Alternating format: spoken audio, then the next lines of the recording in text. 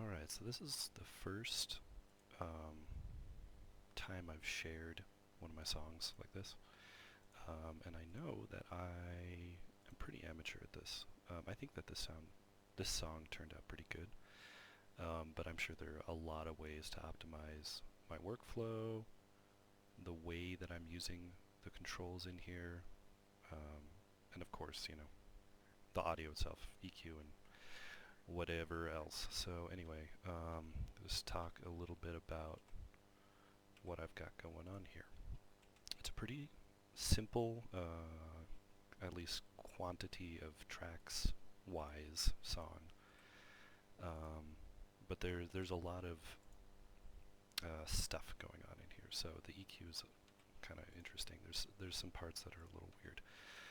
But anyway, so to begin with, I got a couple of guitars, and this part, I was just looking at this and I realized maybe it doesn't make sense to actually have two separate lanes for this, but I've got these two guitars with some Kawasa fuzz as an intro. There's just a volume pan right here. And they're both stereo tracks individually, but I pan one hard left and one hard right.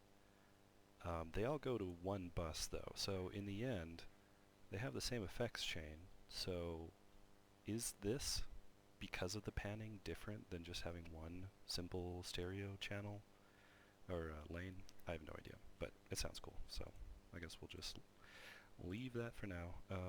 Bass, I'm also using a Kawasa plugin. Their bass amp is really good.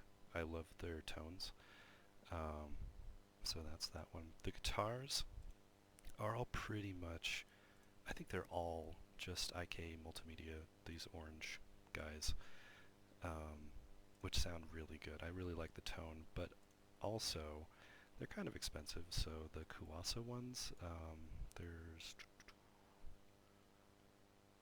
they also make a really good, like this cream amp is great for metal stuff, and then Vermilion is the other one that I use from them.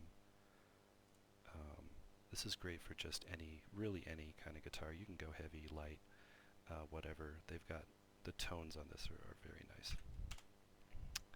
Anyway, that doesn't matter because I'm not using them right now. So then, so I panned those intros, hard left and right. I also panned the guitars, well, two of the guitars specifically, hard left and hard right.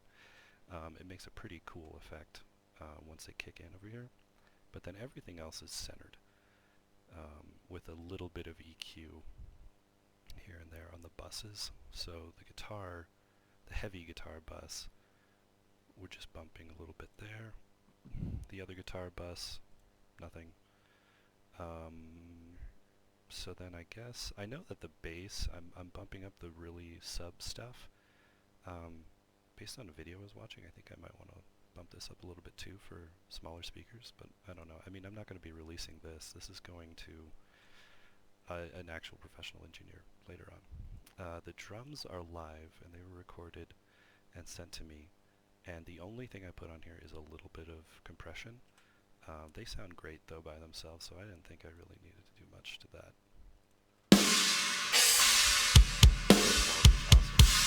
Obviously, a bunch of solo tracks for each mic, but he also sent a pre-mixed one for this demo.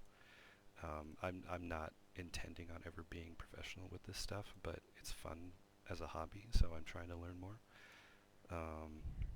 So anyway, outside of all that, the vocals are probably the most complicated control-wise, but it's not even complicated. We've just got a compressor, the pulverizer, EQ, just a bit of a gain on the high end to kind of make it pop, delay, and what is a spider? Well, I do know that I also did this. I'm sure there's a better way to do this, but I made a bus for everything that's not vocals, and then there's also a bus just for vocals.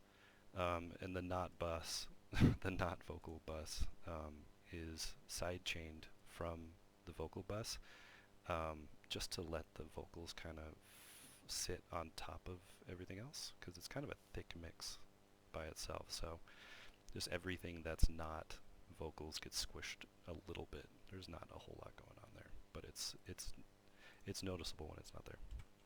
Anyway, here's my track.